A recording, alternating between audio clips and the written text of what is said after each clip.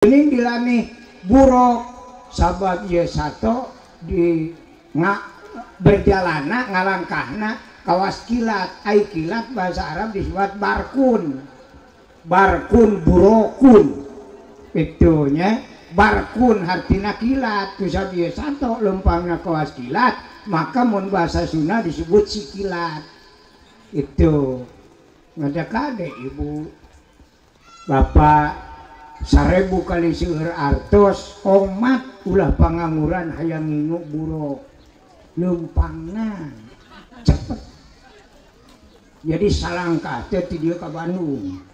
Itu jadi lamun di Angon teh tinggalin udah kangon. Nya obat lengkah teh di Mekah. Itu jadi budak Angon ngabunuh-bunuh ke joge buruk mah seueur manten. Gitu tong hayang lah loba duit teh ngingu aja mah susah. Itu urang mah ngingu mah entog ge nulinik. Itu ku aki-aki ge beunang. Entog pan kitu nya panglinikna sato. Eta lamun ditewaku aki-aki teh tubruk moncor kana pelangkakan. Malik deui kitu-kitu ulang iling ditubruk mah ngajol entog. Masa ditewak ti asar teh pangi-pangi isya meureun geus bubuhan geus teu neuleueun.